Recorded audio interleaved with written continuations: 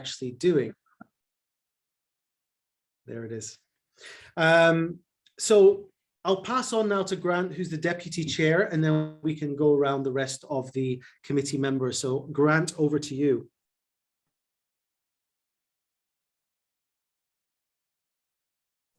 You're on mute. You always have to remind him. Yeah.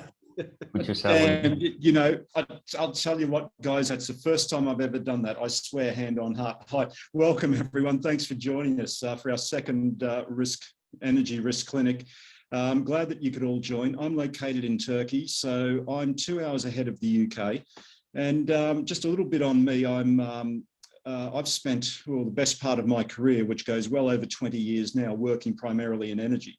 So I started out many years ago, and I said to someone a few months ago, I think it may have been one of the committee meetings, I said electricity, which is really my core area of expertise, was very unsexy, very untopical for many, many years. I think the biggest excitement we had, thinking about the last 20 years, was Enron tanking and energy trading, particularly electricity and gas trading, just evaporating for a period of time. So some of you may remember those dark days.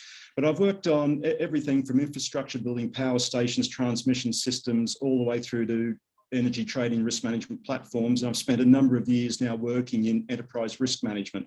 Like Alex, I'm also a consultant these days. So I came out of corporate life for good about 5 or 6 years ago after I ran some very large energy and utility industry transformation programs at some of the large energy companies in Europe and even back in Australia for a while.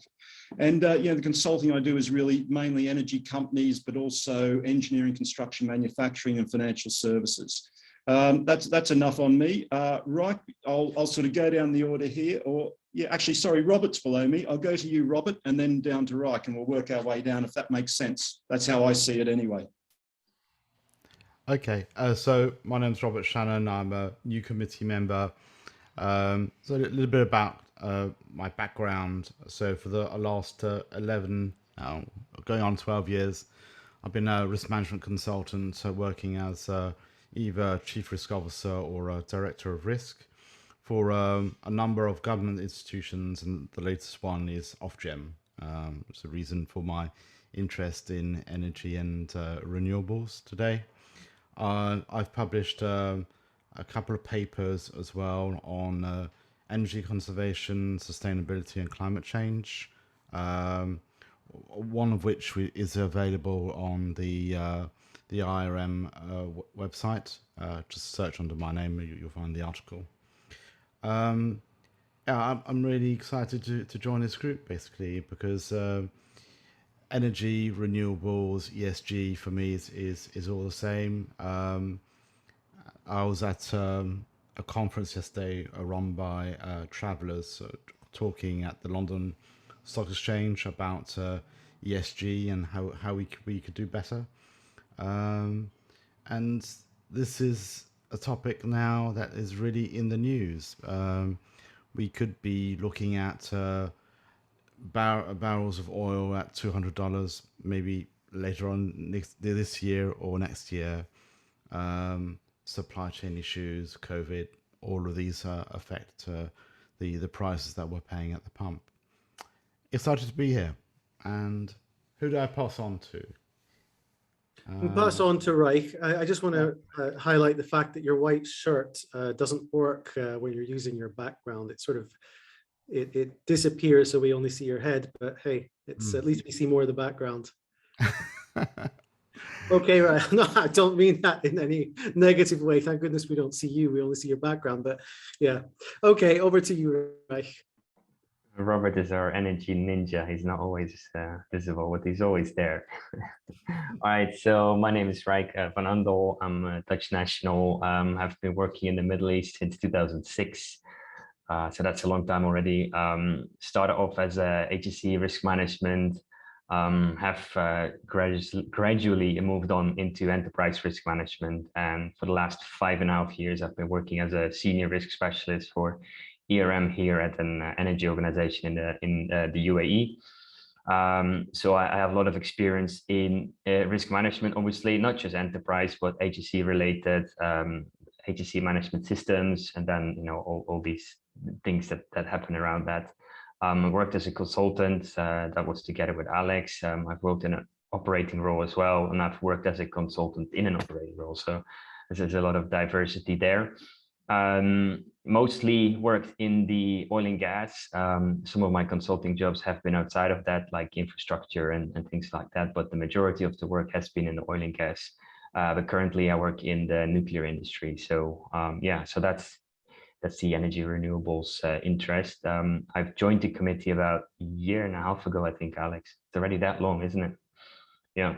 And yeah, definitely looking forward to you know, to get a lot of information out there. You know, I think that now is the right time to start thinking about high-level strategies. You know, that the world is not going to look the same anymore. Not that it's ever been, but it's clear that's going to be changing a lot over the next couple of decades. So yeah, excited to be here. I think Mike is next.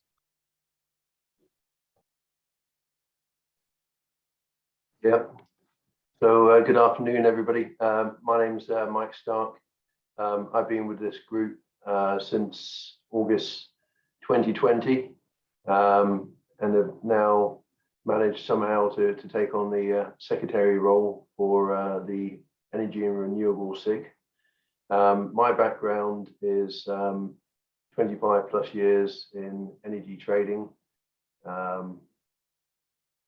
Most of that in risk management, yeah, covering pretty much the entire energy suite, working for the likes of Shell and Chevron, PetroChina, Enron that Grant mentioned earlier, was there at the end, and some of the energy traders. So yeah, my interest in this group is quite clear, and obviously there's a lot of changes that I've certainly seen over those 25 years. So yep, that's it for me. Thank you.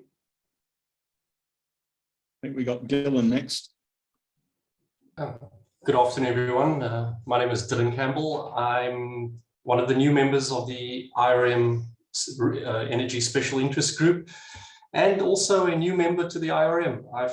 I guess I've been flirting with the IRM for the better part of 10 years now, and I finally decided to take the plunge and become a member and join the Special Interest Group to boot. And I think, Alex, if I'm not mistaken, it was the 2022 Energy Outlook report that you guys produced that sort of got me to, well, join the group and join the organization. So I'm currently working as a risk manager at a petrochemical company in the state of Qatar. My background, I've been in risk for pretty much all of my career. I'm a chemical engineer by education, but sort of fell into the world of risk straight out of university, and that was by pure chance. And you know, I liked it so much I kind of stuck around. My experience is, you know, initially HSE risk, quantitative risk assessment, but you know, migrated into enterprise risk management. I've done project risk management.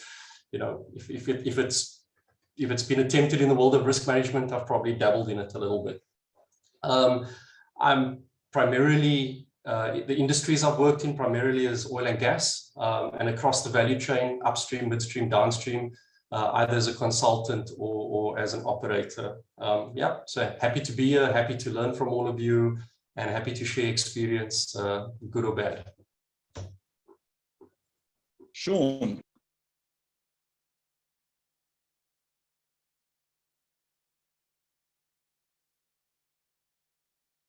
I think your mic's off, Sean.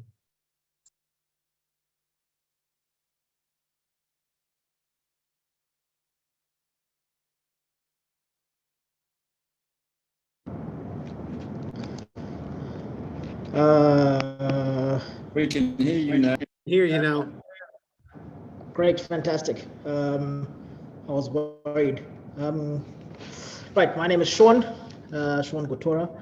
I am part of the IRM committee in Doha, the committee. I am, background is I'm a chemical engineer. I project manager, and I also specialize in strategy and business continuity. I think I got an MBA. Yes, I do have an MBA as well. I've been mostly in the oil and gas industry. I have, like Dylan, got a good number of years of experience. I think Dylan's got 5 years of experience on me. I've got, I think 13 or 12, can't quite remember the number, but mostly in oil and gas, upstream, midstream, and a bit of downstream. I'm based in Qatar, work in the oil and gas industry as well. And similarly, did something in consulting, did something in construction risk management, and project risk management. So basically an all-rounder when it comes to risk, business continuity, resilience, strategy, and energy. So jack of all trades, master of none, basically. Good. Thanks, Sean. Rahat, I can see you there. Yes, I'm here, and I'll switch on my video, so hopefully you can see me now. Good to see you all, and I joined a bit late, so apologies for not hearing everybody's intro. But so I'm Rahat. I'm in the same country as Dylan and Sean, which is Qatar, and we often meet to discuss and talk about risk in the Qatar regional group. So that's very exciting.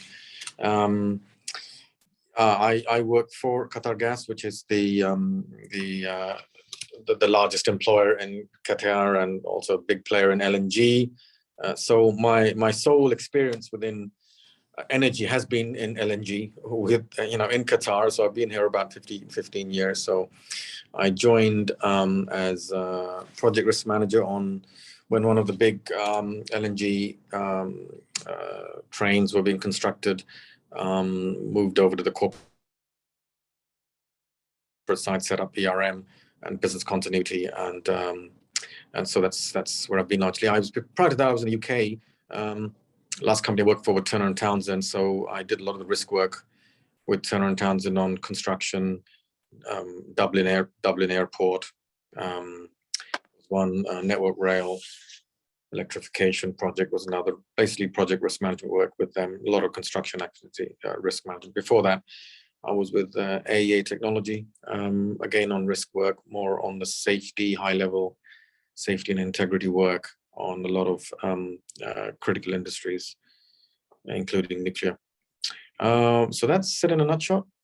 I also sit on the board of the IRM, so I get an idea of what's principally in charge of, I guess, overseeing the interest groups and the interest of the interest groups, and making sure that we're having an effective and we're servicing all of the the membership of the IRM. Okay, that's me. Thanks a lot, Rahat. Good to see you again. I'm actually in Qatar at the moment on business, so maybe we find a chance to catch up. That would be good if we can, actually. Let's do that. Okay. How long are you here for? I'm here for another week. Okay, let's do that. Excellent. All right, everyone, I am going to hand this over to Reich, because Reich organized this event. He's put a lot of effort into it, and it's only fair that he takes care of this going forward. So Reich, I will hand it over to you. It's a noble statement of delegation, Alex. All right, so we've introduced the committee members. So let's see what we have as the next agenda item. So here, this is the open discussion part. So not to give myself too much credit, but I'll just be moderating this discussion now. So we have our obviously we have our committee members that have just introduced themselves.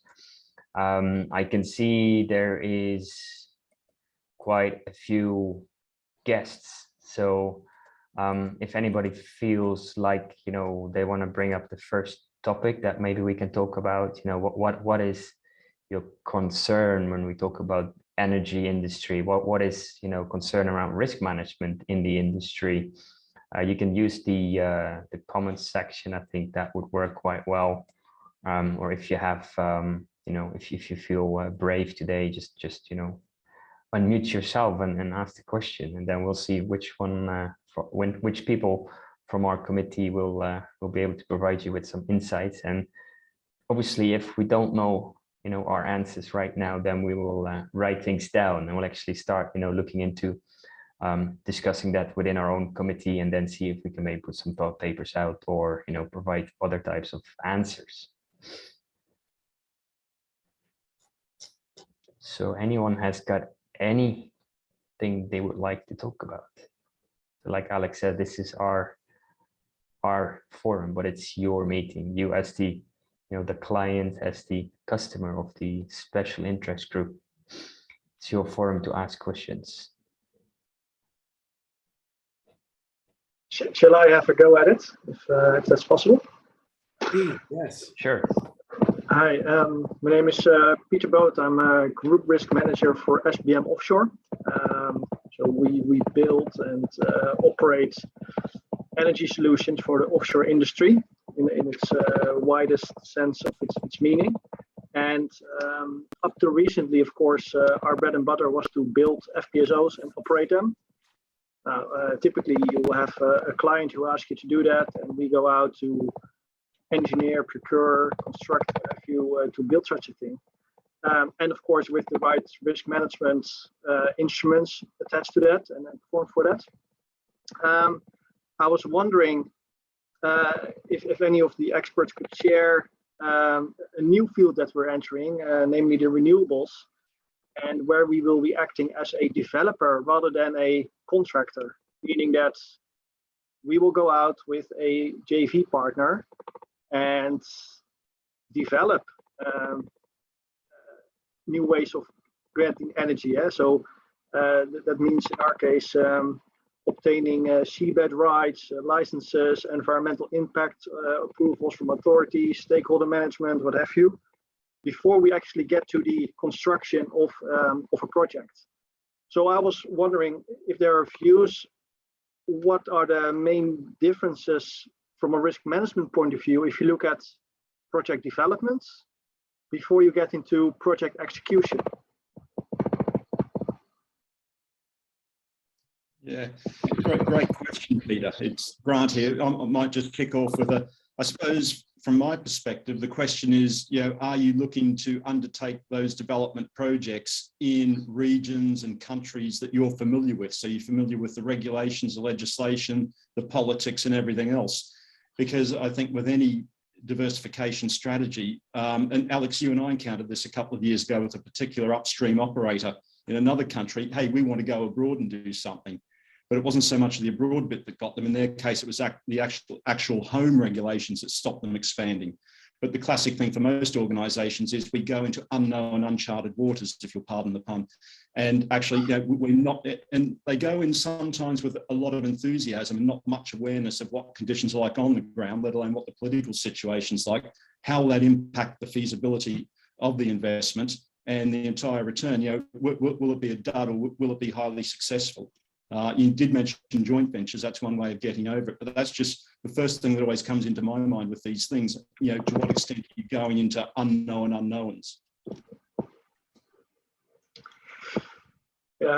Actually, quite unknowns. In this case, it is a JV that we're setting up in California, where we have not been before. It's of course a well-established territory with loads of regulations and what have you. Stakeholders also, I bet.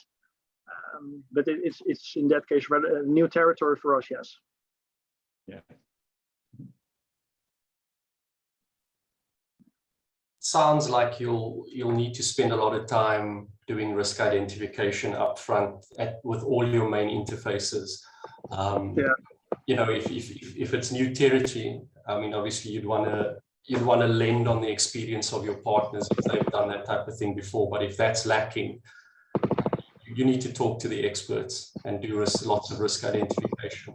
In my previous organization, I supported our new ventures division with business development opportunities, and often we found ourselves going into places that we hadn't been before.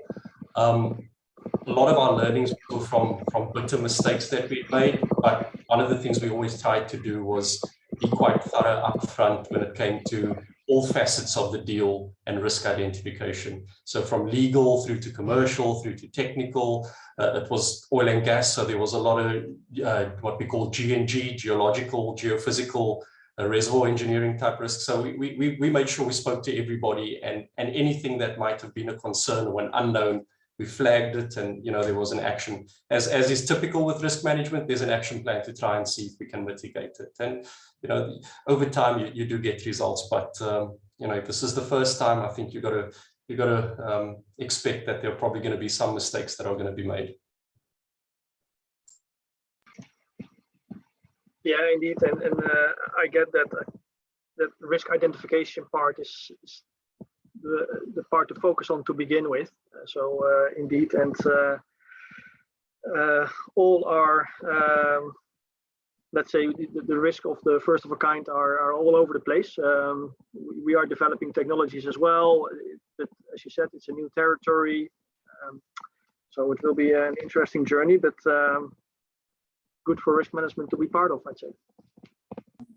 Sorry, maybe my lighting is bad, but it sounds to me like mostly the biggest concern is around the balancing between the project management side and the risk management side. If you're going into new territory as a project for a specific item or as a business, I think you're gonna have to really, really rely on the legal guys in the side, and it all goes down to how you're gonna sort out your risk breakdown structure for most of your risks that you plan ahead. The risks are obviously different in different phases, and how you approach them as well is very different.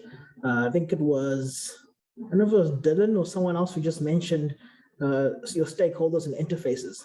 Massive, you can actually de-risk a lot of your things early on if your stakeholder management, that identification is done upfront and early, especially around the interfaces between multiple stakeholders and knowing who's important and most influential.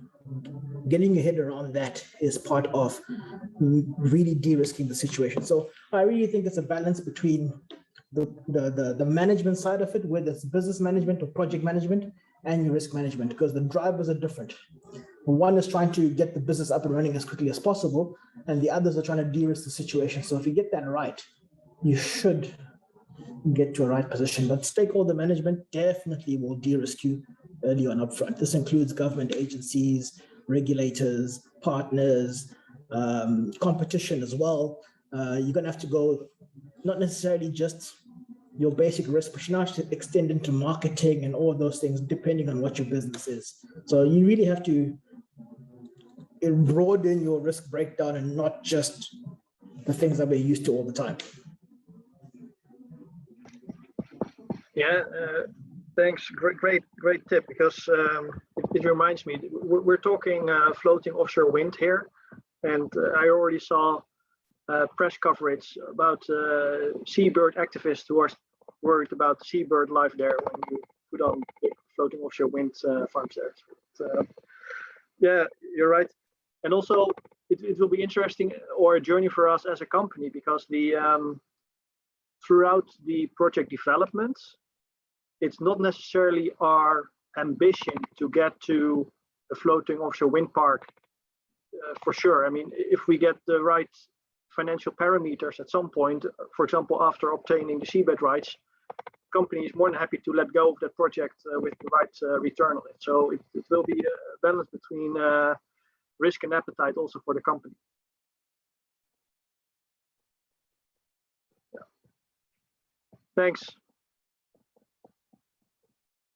All right, great discussion. I got a couple of questions that came through the chat. There's Kevin, he's actually asking for views on transition risk with respect to transport, specifically public transport, and the transition risk, talking basically about the move to include hydrogen into the mix of fuels. I can see Grant is smiling. Do you want to start answering that, Grant, or? I'm always prepared to have a go. I just that's a big one, Kevin. That's a massive challenge. I mean, one question would be, why is hydrogen such a key consideration for you?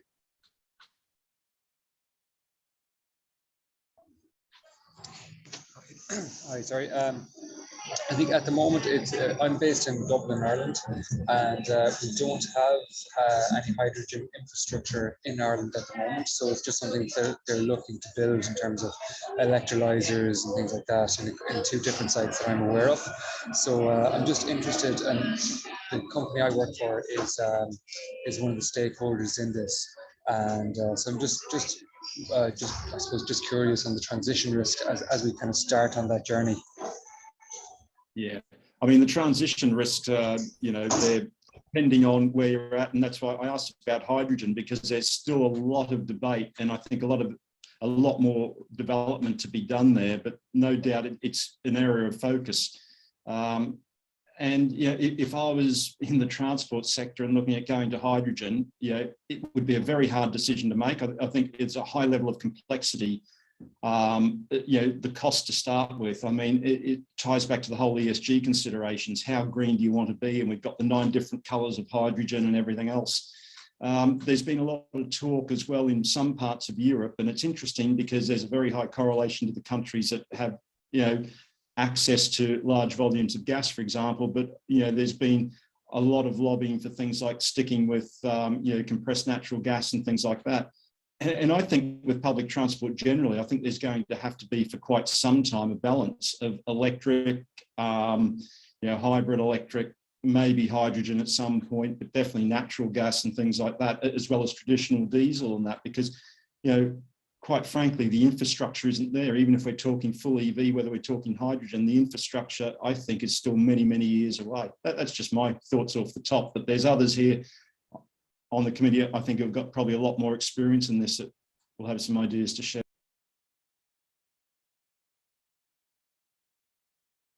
I mean, just from my perspective, being half Norwegian and sort of got the Scandinavian hat on, I mean, you're right. I mean, this goes back to electric vehicles. It goes back to all of these things that a lot of countries now are trying to adopt. Yeah, we're going to do this now quickly. Come on, let's do this. Well, fine, but like Norway are in the position they're in because they've been doing this for decades. They had a plan set out, you know, a long time ago.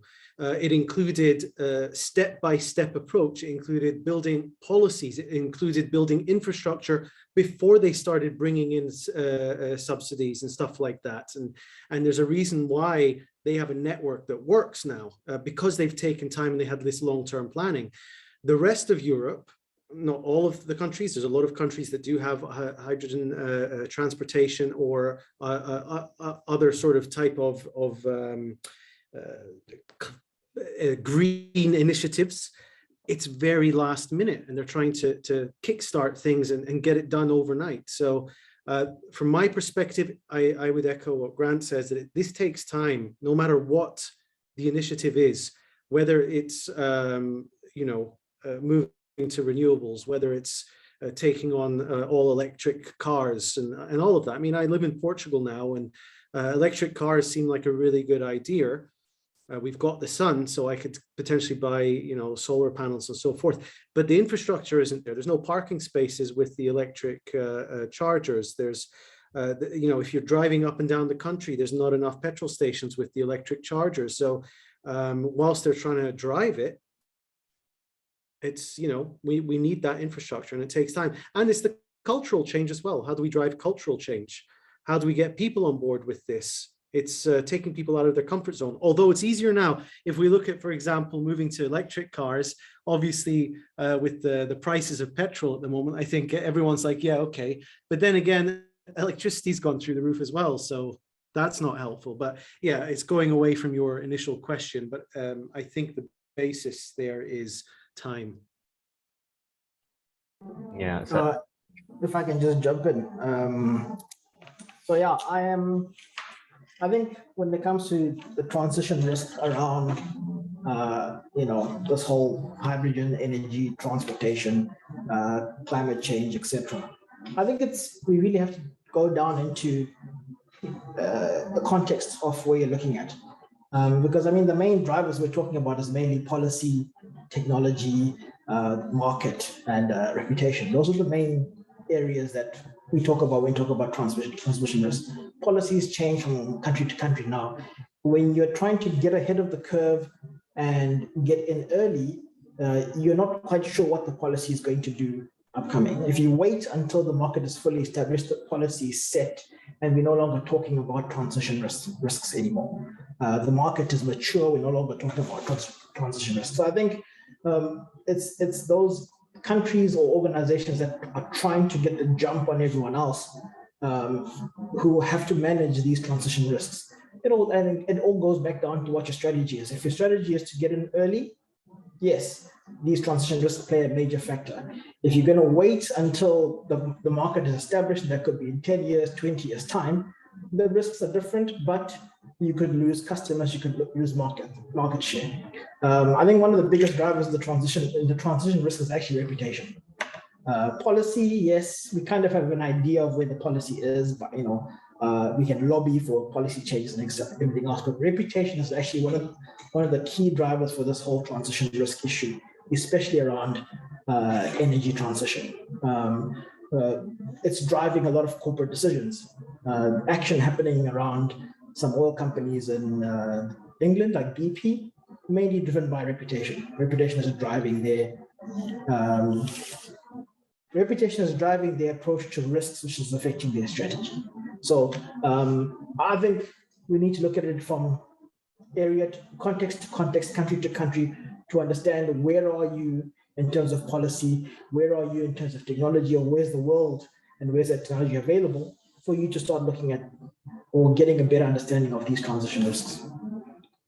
Yeah. My 2 cents. And just to add again, I just double checked. Norway introduced the first policy on EVs in 1990 when they removed import tax on electric vehicles in 1990. And they started introducing more and more policies, subsidies, infrastructure projects as they went along. I mean, that's a long time ago, 1990.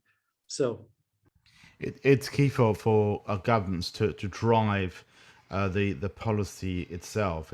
People won't go ahead and buy an electric vehicle if they're not there's not some sort of incentive. People are just like to use what they use every day, and for them to change, then there has to be an incentive to do so. I'd just like to go back to Sean's point about energy transition risks. So just basically in climate change, you've got 3 different risks. You've got one, the physical risk, transition risk, and then the legal risk. If we go just take a step back from transition, and I'd just like to put in another fact. Last year, because funds and fund managers label their funds ESG, 2021, those funds received $2.7 trillion worth of money into their funds. That's a huge amount of money, and it's also a huge amount of money that didn't go into investment into the oil and gas sector. And I think that's the transition risk that you need to think about, is the non-investment in current natural resources that is actually driving the petrol at the pump today. 5 years ago, the Qatar energy minister was on CNBC, and quite recently came on about a month ago and said the same thing. If you're going to drive money out of the oil and gas industry, buyer beware, there's going to be an impact. And the impact we're seeing it today. So that transition risk, and the fact that that money is not being invested into the oil and gas industry today, it's my belief that that's driving that transition risk to an issue today that we are seeing currently in the markets. 100%, Robert, 100%.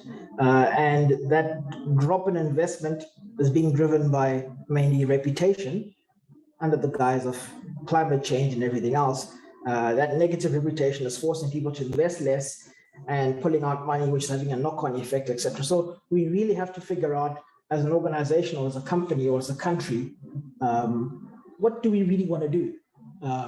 If the country, like for example, Qatar's is not going to stop investing in renewable. Actually, they're doubling down on investing in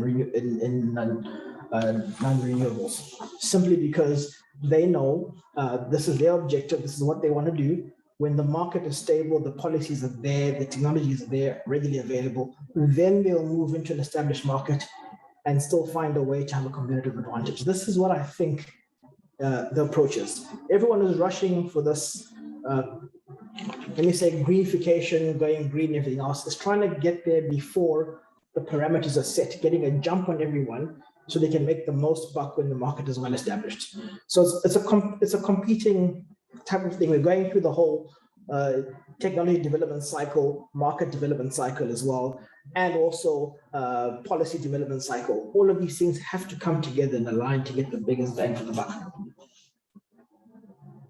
And I think that clearly demonstrates on the national level, there's a lot of things happening, right? So for a person in an organization, I mean, it's always key to understand what are the trends in the country or countries that you're operating in. Now, because, obviously, the ability of an organization to influence public policy is always limited. I mean, depending on where you are, but so as an organization, you need to be able to understand that transition risks. What does that mean to you, right?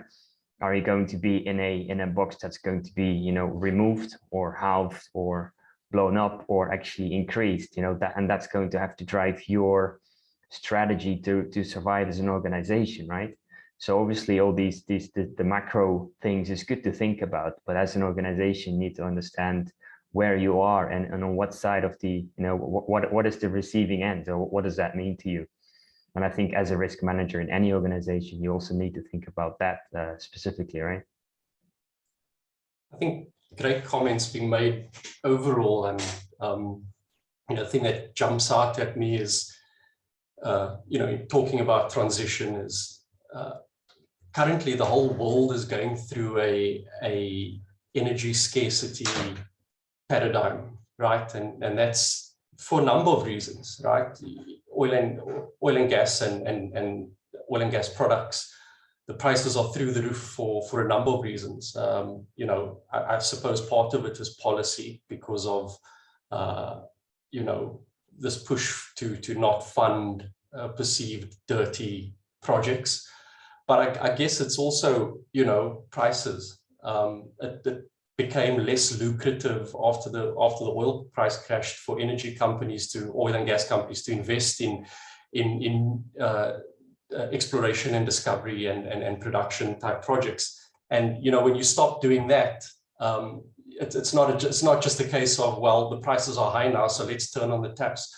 These things take years to mature and to come online. So I think we're going to be in a situation of energy scarcity, whether it's electrification, or through oil and gas and its associated products. We're going to be here for quite some time. But with these risks come opportunities, and to Alex's point, maybe some of these longer term plans get accelerated, right? So maybe some of the European countries use this as an opportunity to drive some of the more, I guess, projects that might have been a little bit more speculative, or projects that might have been on the back burner. There's a renewed impetus to bring these online. So it's going to be very interesting to see. And I think over the next 5 years, the energy industry as a whole is going to transition, and new things are going to come to light, new paradigms, new ways of working. It's going to certainly be a very exciting time. Painful for some, maybe for most, but in the short term, but also very exciting. Yeah, no, thanks, Dylan. So I'm suggesting we're moving on. There's a few more comments that we have, questions that we have. So this goes a little bit into a different area, but we're talking about the reinsurance sector. So the question is, what is the group view in terms of using commercial insurance as risk mitigating strategies, and then specifically the new risk that that the industry is facing? How can commercial insurance actually be used as a mitigating strategy? Who's our insurance specialist? That's me. Right. Please, Robert. What is your views on that? is Reese on video or on audio? Just like to understand a little bit better the question. Oh yeah. Hello, Reese. Hi, so I'm a pricing actually in Bermuda, so I'm about 4 hours behind you guys in the UK. So over the past few years, we've seen we think about climate change is affecting things like the Gulf of Mexico and El Nino and all this kind of stuff. So we've got offshore assets exposed to natural perils that potentially wasn't as exposed before. Like this season's meant to be one of the above average seasons for hurricanes in the globe. So my question is really like, what was the group feeling on utilizing the commercial insurers in cases where there's no no captives or self-insurance retentions and all this? Where is that going? Because currently with the price of oil and things, it's gonna still have an impact, and with the Russian conflict going on, that's obviously another effect on upstream, downstream, the whole supply chain really. So I just want to get the thoughts on how those insurable risks might be thought of going forward. So, Reese, I wrote the TCFD for Aviva last year. And that there is a policy and a number of insurers now to no longer underwrite carbon generating industries, so that the use of commercial insurance for risk mitigating strategies is going to be quite limited, because a number of the boards don't have appetite to do that anymore. So prices can only go one way. If there's no competition, then your price can only go up. If you look at one of the actors in the Middle East, based in Bahrain, called Trust Re, they're one of the major actors in the sector with regards to oil and gas, and they're making a killing.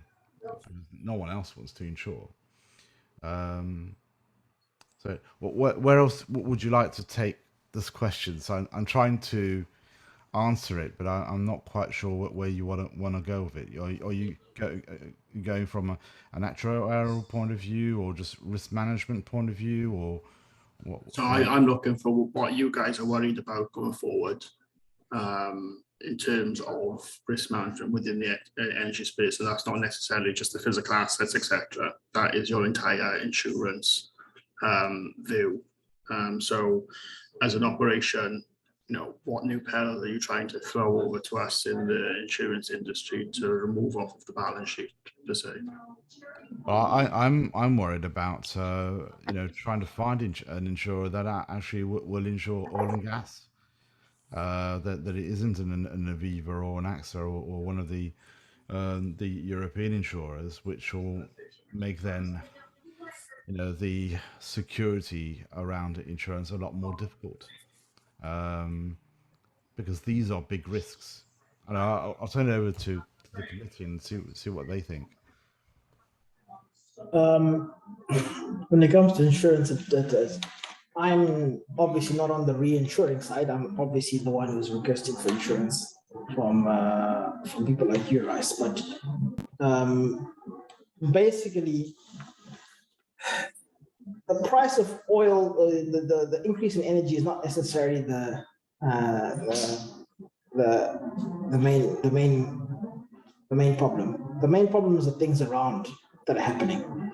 So what's happening in supply chain, with all of the stuff going on, with the delays in Shanghai, the delays in shipping, the availability of vessels, the conflicts that are going to start getting more and more, that's going to start, is really putting a hamper on supply chain, which is going to start affecting, which reinsurers are really looking at business continuity and how we're managing that and how we're managing spares and all that stuff. So for us, from my side, in my organization, we're really trying to figure out how do we deal with having adequate things that help us have smooth operations without going back to the insurer for business interruption for whatever reason. I think it's the business interruption component that's causing the most issues. In terms of plant operating and running safely, everything else is not an issue. It's mainly business interruption. And the main drivers would be things like supply chain. Yes, we're not insured for war in the state that we're in, but if our suppliers can't get stuff to us, we've got issues. So if we see a further escalation in what's going on, especially if the China-US thing really pops off with the interference with Taiwan, then I would expect the business interruption component to start becoming a lot more sensitive to people. People start saying, how are you gonna deal with this as a factor? So that's how I see it from my side. In terms of everything else, I don't see insurance changing that much. Yes, it'll go up with inflation and everything else, like any other business, but not significantly. The step change really came from COVID, and the step change is also going to come up again from supply chain. Those are the two areas that I saw. Sean, when we were preparing this this meeting the other day, you said something interesting that there were only 13 different routes in the world for supplying oil. Yeah. Do you want to elaborate on that? Yeah, there's about 13 routes, and in the routes of supply chain, there's 13 choke points.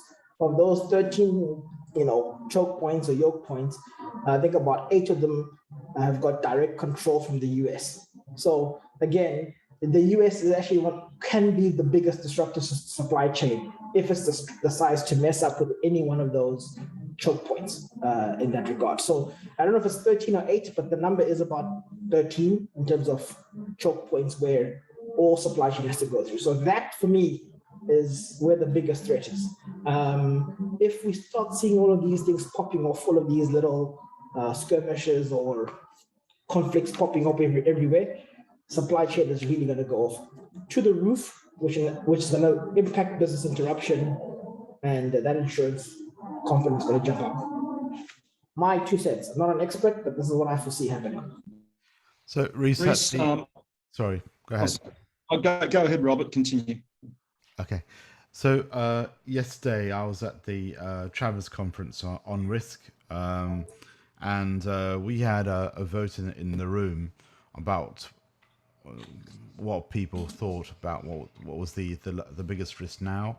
It's geopolitical risk, and I just want to go back to Sean's point. I think there's a real risk of China becoming much more belligerent than it is currently now, and if they have the ability to block those routes, as going back to what Sean said, we are in real trouble.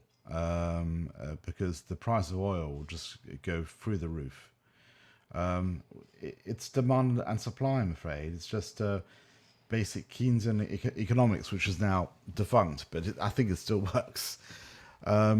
So your war risk and your geopolitical risk is changing at a rate which, from a risk management perspective in an insurance company, it is extremely difficult to keep tabs on.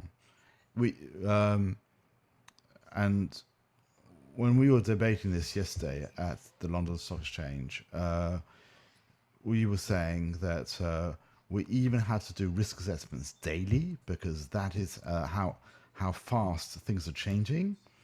So, my question to you is, as a pricing actuary, and I'm a member of the IFOA as well, is how fast can your prices change, and how fast can you also react to events like possibly China declares war on Taiwan, for example, and how will that disrupt the oil supply back then? So we're in a very, very dynamic situation right now, something we haven't seen possibly for the last 70 years. It's scary. is really scary. You know, that amount of change in so little time.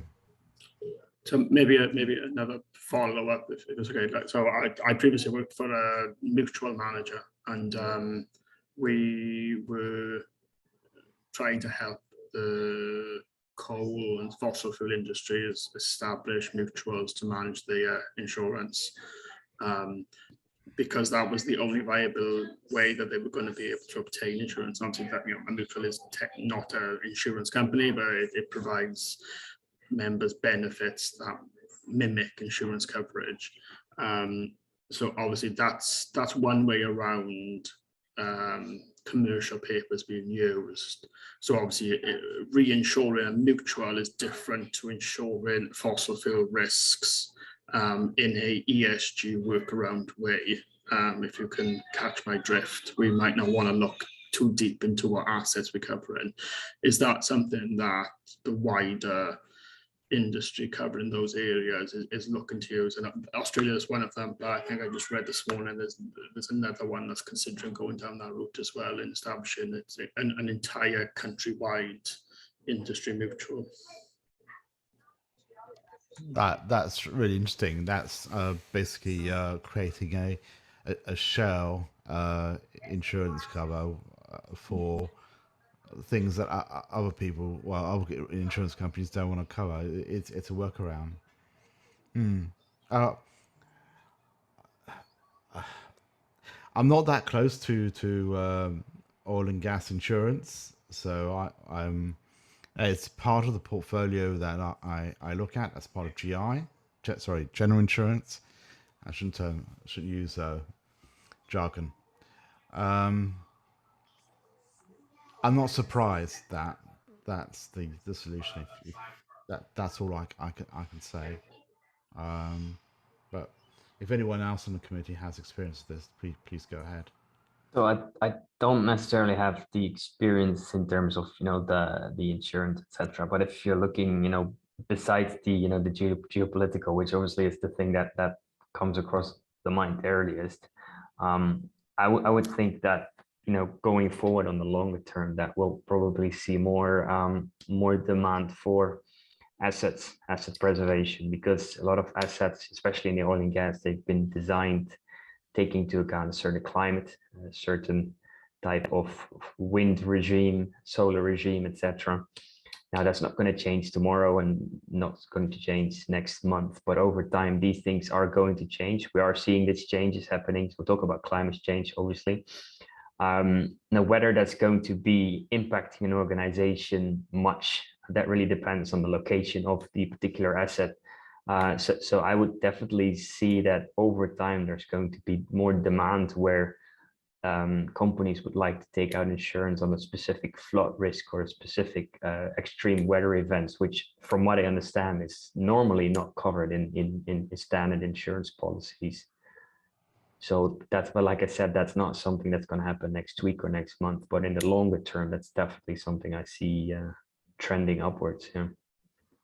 So we just had our insurance risk survey at our facilities, and the one comment that was made to me by one of the reinsurers was that, you know, from a premium perspective, it has been pretty hard on the oil and gas industry of late or recently, but their view was that things should soften up, whatever that means, right? They didn't specifically talk about you know, risks beyond the standard discussions. What they care about is, are we looking after our assets, and you know, and are we putting in the necessary processes and procedures to ensure that, you know, from an asset integrity perspective and from a business interruption perspective, we you know, we're doing what we're supposed to do.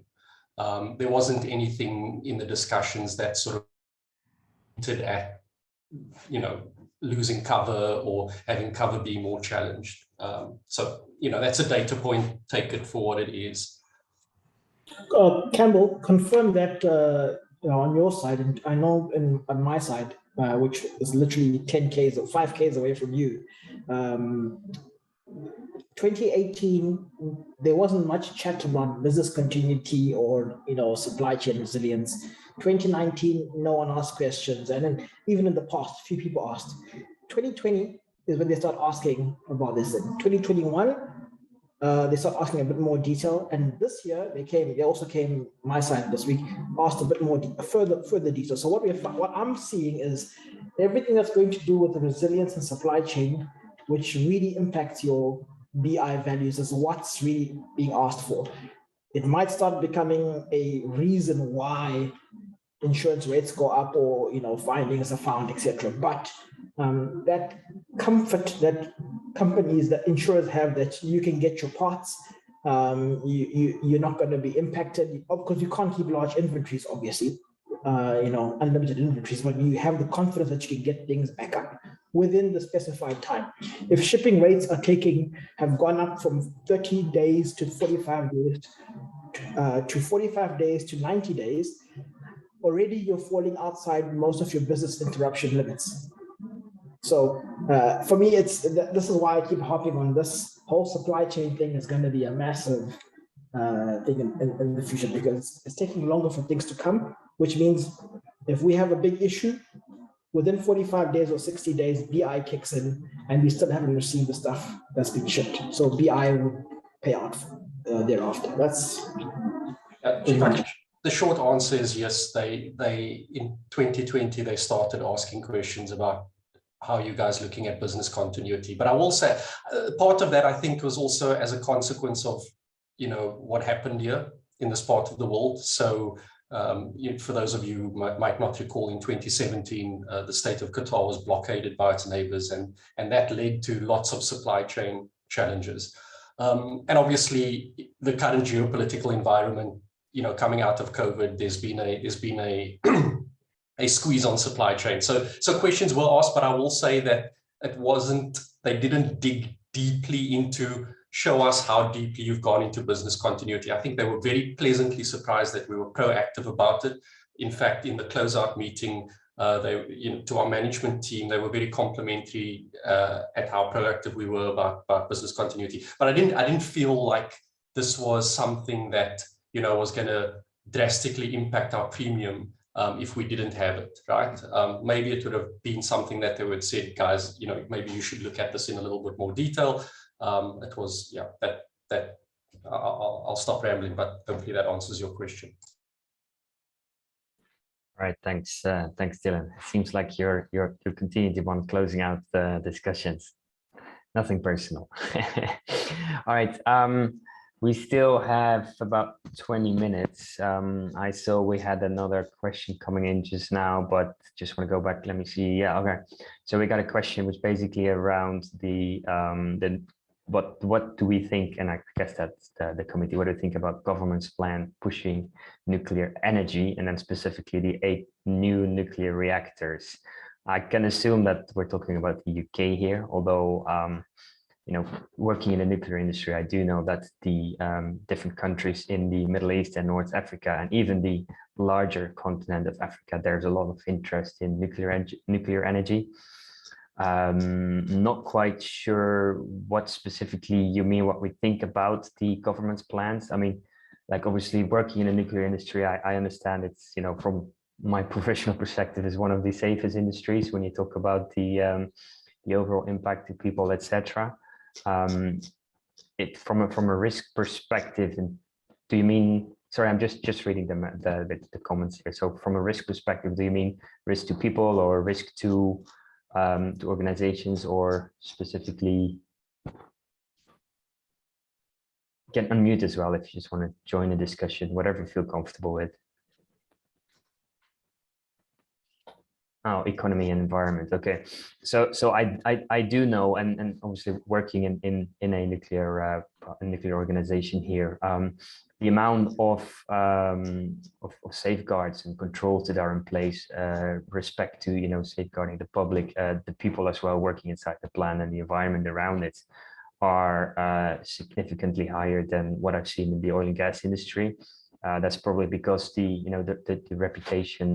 reputational aspect has been under a microscope for let's say more than 3 or 4 decades, for obvious reasons.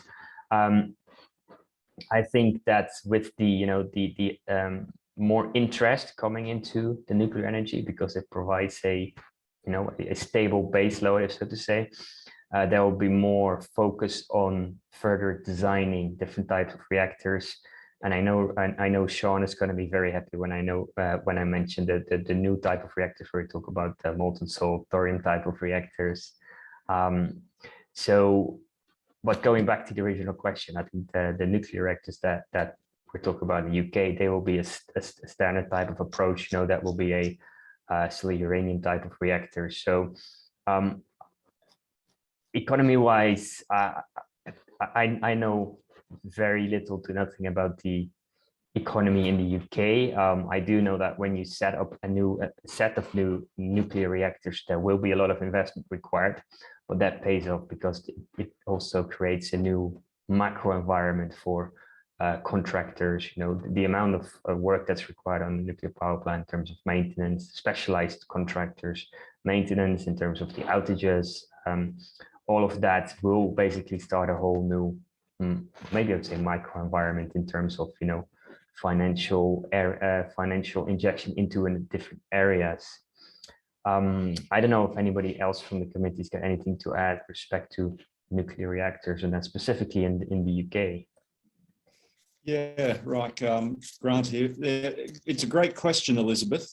From a perspective, let's take a look at Germany, let's take a look at France, let's take a look at the US as 3 case studies. Right, you hit the nail on the head about, cost and everything. And these also are very long-term investments. But what does France have? EDF have always had a very stable base load that's highly reliable, and they have certainty around the cost of running it and the price they can dispatch it at. Same thing in the US. Germany went through the let's get on the environmental bandwagon, and this has gone on and off for the best part of 18 years. We're going to shut them down, then we're going to not shut them down. We're going to shut some down and not some others. Then we're going to shut them down and shut coal down. Now we're not going to shut the nukes down, and now we're going to have a few more CCGTs and maybe keep some coal open. That's a sort of discussion, and that's driven by the geopolitical situations we're seeing everywhere, and especially in Europe right now. The long and short of the answer, and this is very much tainted by my own prejudice and bias, I'll admit that, but I think nuclear is an excellent solution for a number of reasons, economically and environmentally. The economics do, and there has been some adverse publicity in the UK around the current, I'm trying to remember the EDF one in the site. I know these sites because when I was at Siemens, we used to maintain the nuclear fleet for most of them. Where is it? Sizewell's one of the others being, Robert, you'll probably remember. Anyway, sorry, it just escapes me, but the one's being built in Somerset at the moment. There was that whole discussion around the price that was struck over I think 20 years. Yeah, that pales into insignificance compared to what we're seeing with spot prices and even forward prices in a lot of electricity markets now. And when we look at what's happened to gas, which we have a heavy reliance on, particularly throughout Europe and the UK.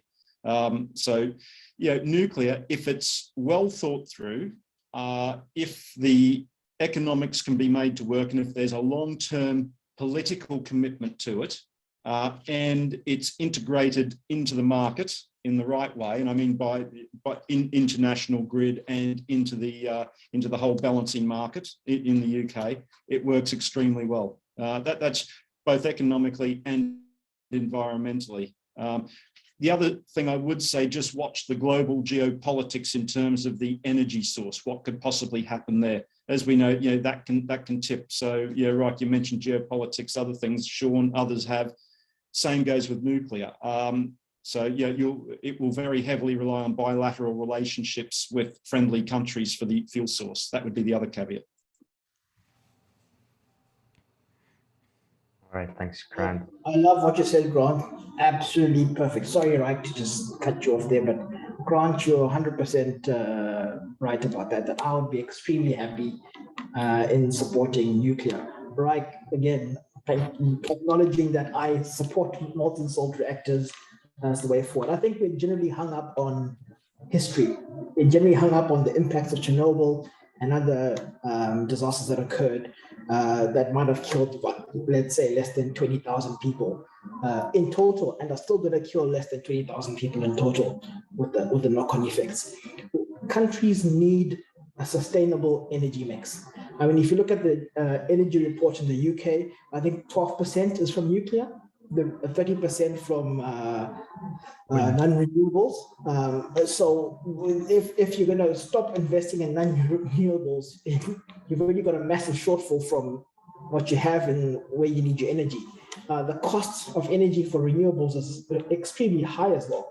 When you talk about kilowatts, dollars per gigawatts for some of the assets investments. So nuclear is the way. We need to stop getting hung up, and we actually start developing better technologies, better systems, better nuclear plants that can actually provide energy.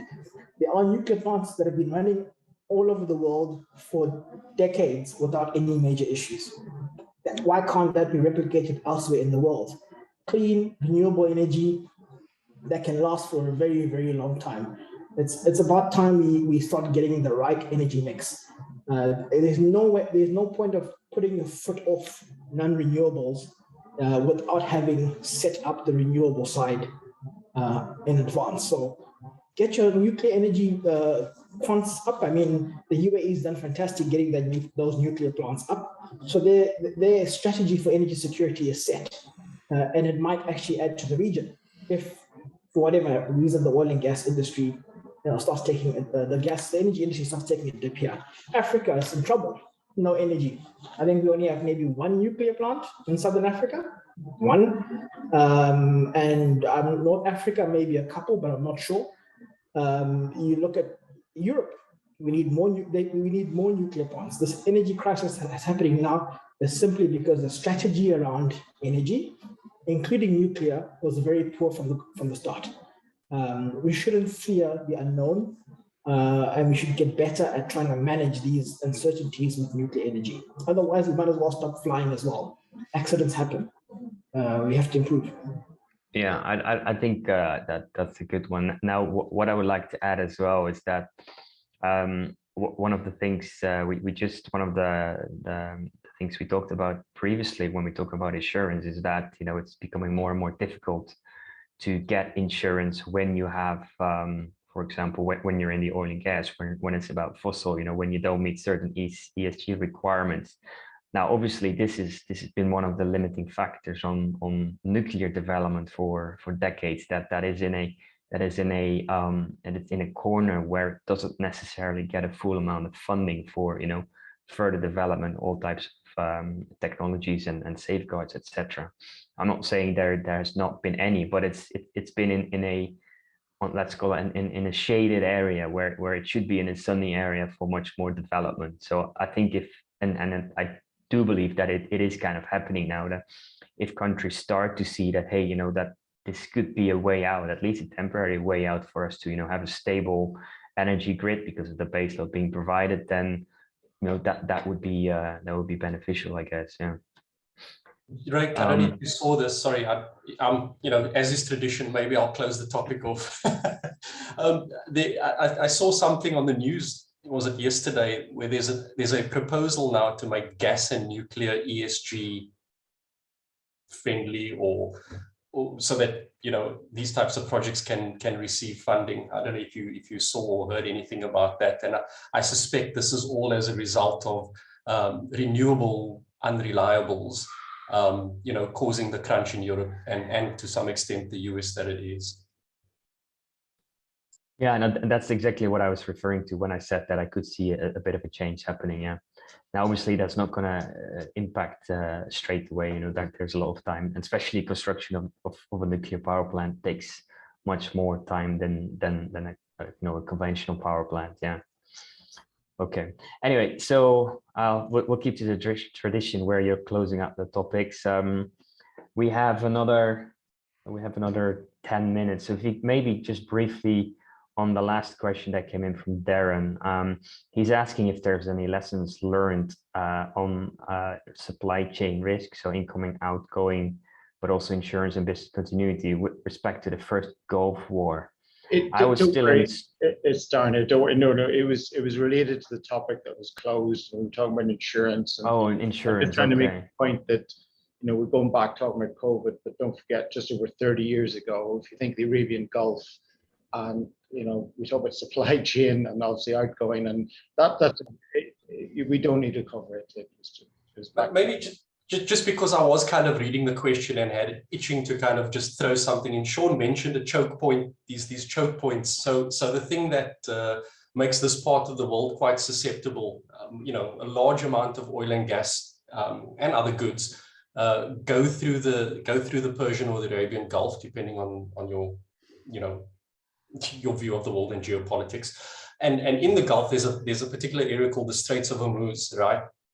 And this is a particularly geopolitically sensitive area because it represents one of these choke points. One of the things our insurers are concerned about is an event that would see that particular part of the Arabian Gulf get impeded either through some malicious act or through some incident. So as a result of that, and recently I mentioned the blockade as well, our company has adopted a sacrificing efficiency for resilience type approach. So we do keep large inventories of goods that are quite important to ensure that our plants run sustainably, which is a little bit unusual for maybe chemical plants and refineries and so forth in other parts of the world. So we try to account to some degree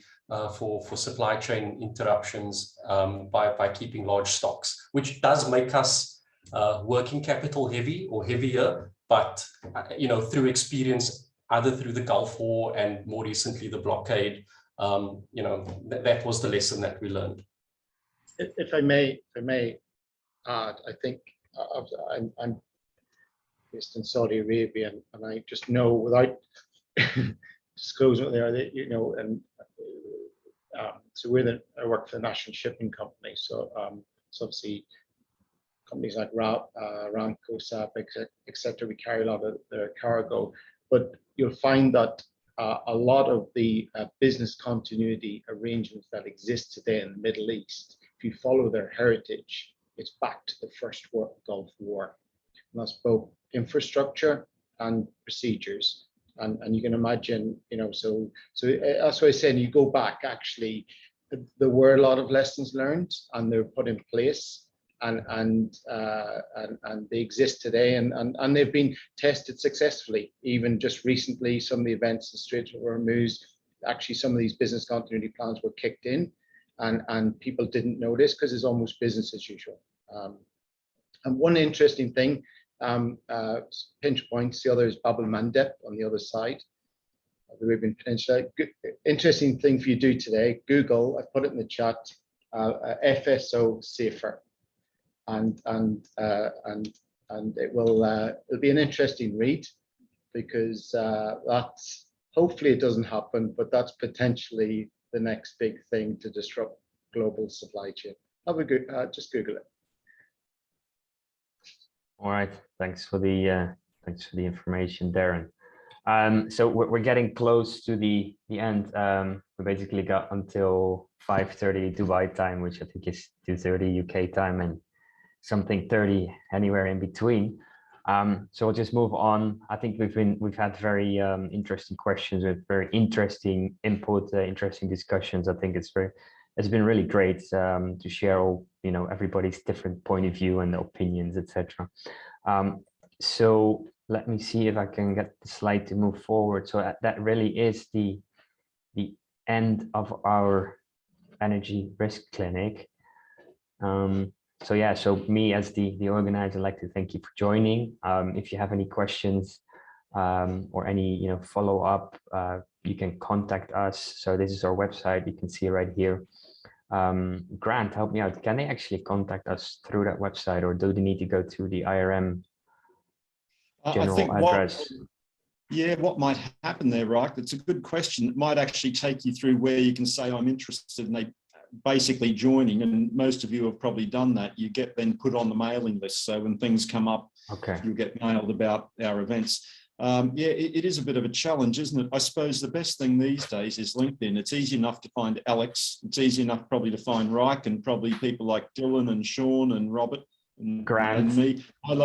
my location set as the UK, even though I lived in Turkey a number of years now. It's just easier. So you'll be able to find any number of us there and connect that way with a personal message or something, and we can, you know, take care of anything else. But as Alex said and Reich said at the opening, always interested in expanding the committee, and we've already had expression of interest. That's great. That's brilliant. You know, the more the better. And as you can see, diversity is a wonderful thing. We have Lisa Khan sent her apologies because she's tied up in work meetings, but she is a very active, very important member of our committee. So it'd always be good to get, you know, people, you know, to be honest, a few more ladies on the committee, because, you know, she brings such fresh insights to things, and she was a very big contributor to that very original Fueling the Debate publication. Yeah, so there definitely no more questions there, Reich. Oh, there we go. We've got a question. We spoke long enough, right? One last question. Well, you can take it then if you're volunteering.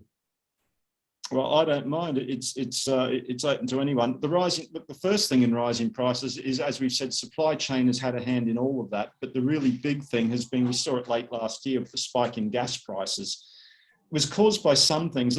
It's the classic situation of unexpected outages, unplanned outages, fires, other you know, catastrophes that happen, whether they're natural catastrophes, man-made catastrophes, things like that happen to the infrastructure from time to time. So that creates bottlenecks and disruptions and shocks and spikes and what have you in the balance of supply and demand and in the supply chain. That's one reason. But it's a very simple matter of OPEC at the moment, and there's a lot of talk about how much more can Saudi Arabia and other countries ramp up production to try and bring oil prices down somewhat. That's just one perspective, but over to the rest of the committee. I thought that was a good summary. You know, the only thing I'll add is the cure for high oil prices is high oil prices. And, you know, I think my view is if we ever to get to oil prices that make sense, again, you know, we should allow the market to stabilize. If governments around the world are imposing things like windfall taxes, that disincentivizes oil companies to invest in production and exploration. This won't happen overnight, and I feel the pain. Who knows what kind of games OPEC are playing, but one thing I do know for sure is that if they need to bring new fields online, that doesn't happen overnight. That takes an incredible amount of work, and it takes an incredible amount of investment. So this might be with us for a while, but if we allow the price to run hot, the cure for that is the price itself. Do you believe I think $200 oil? Sorry. So go ahead, Rob. Do you believe in $200 oil next year or this year? I think it's possible. Yeah, I think so too, because if you look at the way oil is trading right now, it's actually breaking out of its moving average and moving up. So if you look at just from a trading perspective, you know, I don't think it has any bounds right now. So if I could, sorry, Sean, if you can just jump let me just jump in. And I think we make $200 per barrel a certainty if governments intervene and try to control price. I think in the long run, there might be some short-term relief, but in the long run, we almost guarantee it. Yeah. So I think it depends. I mean, the question is rising in energy prices. It depends where. I don't necessarily this side of the globe. We don't necessarily feel the rise in energy prices. Energy prices seem to be pretty much the same. We're not getting the massive jump. And once we know where, the question is when. What went wrong? When? When did companies or countries start changing their strategy on investing in energy security? So if we look specifically at the UK, we have to go back at least 10, 15 years, 20 years, even further back. When Aberdeen was doing well and there was plenty of energy, there was no questions on energy security. The moment they started decommissioning a whole lot of assets and not reinvesting as much as possible, that happened. The divestment of BP from upstream, several of their upstream assets, and trying to go into green is affecting that. You then go obviously to what's happening now with Russia and everything else. great. The change in policy as well. And I say policy, I'm talking about the whole Brexit thing, the whole energy, the nationalization of, I don't want to say nationalization, but the whole breaking up of country global bodies, basically, is causing that. So there are many things causing the rise in energy prices, but you have to start figuring out, when did all these things line up nicely? If we didn't have the whole shambles of what's happening with EU and Brexit, the pinch in energy wouldn't have been that much, or maybe it would have been. If we didn't have the whole shambles with Russia as well, wouldn't have been that bad either. If we had started having back deals with someone else to provide energy, it would have been better. But everyone's scrambling now to fix the errors of the past. So if you're asking what are the causes, there's a whole number of causes, starting from bad strategy, from national strategy, policy changes, to events happening that are under your control, etc., and reputation. Again, people's emotions. Let me call it the leftist agenda is affecting the energy prices. Dylan, you can close off. Well, and there's an interesting point and a good note to end on, just mindful of time.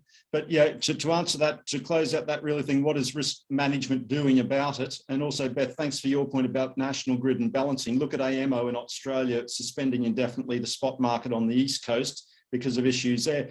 I always say, and I spoke at a conference in the Caribbean yesterday, and it was on energy, ESG, and supply chain, 3 big topics all put together into a panel. But one of the big things was that these really are failings of risk management. That's my view. Strategy and risk management not aligning, and risk management not being robust enough. And I think risk management is so important. I know it's a cliche, but when we have a strong risk culture in an organization, risk management is well embedded, well understood, then I think we're halfway there to actually succeeding in making risk management a really strong partner for the business, and everything from strategy right through to day-to-day operations. So look, I'd like to say a big thank you again to Reich for all the work he puts in as our committee member who puts together these events. Thanks again, Reich, much appreciated. Thank you all of you for turning up and attending, and thanks to the committee, it's been excellent, and especially Robert and Dylan, this is your first time here as committee members doing it. Your contributions are excellent. Sean, excellent as always, and thank you to all the committee members, those who are here and those in absentia. Hope to see you soon, and take care, everyone. I think you've all deserved a drink, or at least an evening of sitting back and relaxing. We'll see you next time. All the best. Bye. Thank you. Bye-bye. Thank you. Bye. Thank you. Bye. Bye. Bye.